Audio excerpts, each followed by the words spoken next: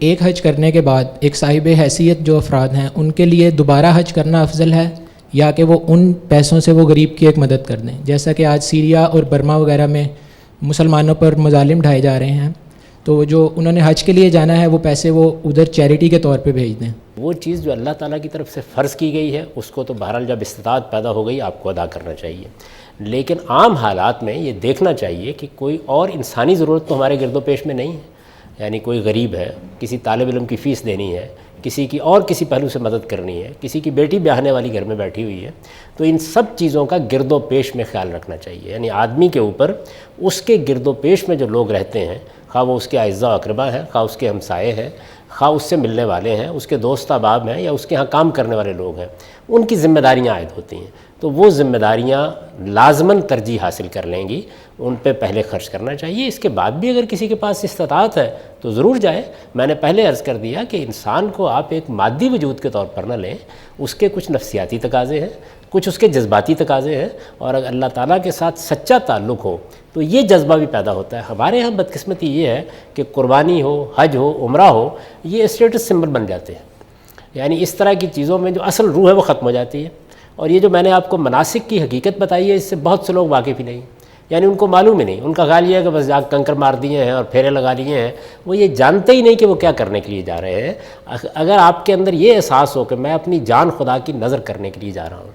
میں شیطان کے خلاف جنگ کا عہد کرنے کے لیے جا رہا ہوں، حجر اسود کا جو استلام ہے وہ کیا ہے؟ حجر اسود کو خدا کے ہاتھ کی علامت قرار دے کے آپ اس کے ساتھ اپنا ہاتھ لگاتے ہیں، جس طرح پرانے زمانے میں عہد کرتے ہوئے بوسہ دیا جاتا ہاتھ کو، اسی طرح آپ بوسہ دیتے ہیں، نہ موقع ملے تو اشارہ کرتے ہیں، اور اس طرح گویا آپ اس عہد کی تجدید کرتے ہیں، اس عہد کو زندہ کرتے ہیں جو آپ نے خدا کے ساتھ باندھا ہوا ہے۔ آپ جانتے ہیں کہ اس موقع پر جو رسالت پاک صلی اللہ علیہ وسلم سے دعا معصور ہے، اس کے الفاظ یہ ہیں کہ ایمانم بکا و وفام بعہدک، یعنی میں اپنے ایمان کو تازہ کر رہا ہوں اور میں اپنے عہد کی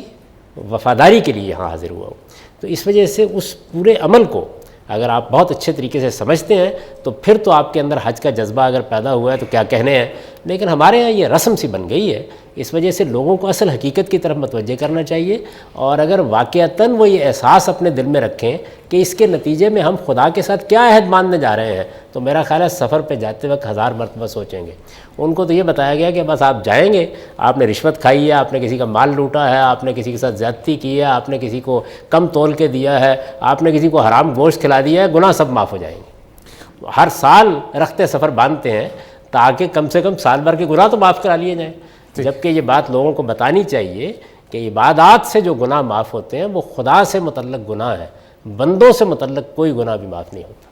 جاوید صاحب، آپ نے ابھی جو فرمایا کہ وہ گناہ معاف کروانے جاتے ہیں، اس کے پیچھے ایک روایت ہے نا کہ جب بندہ حج کرتا ہے تو وہ گویا ایسا ہو جاتا ہے جیسے ابھی ماں کے پیٹ سے پیدا ہوا ہے، اس روایت کو کیا غلط سمجھا گیا ہے؟ نہیں، وہ روایت بالکل ٹھیک ہے۔ کس نوعیت کے گناہ؟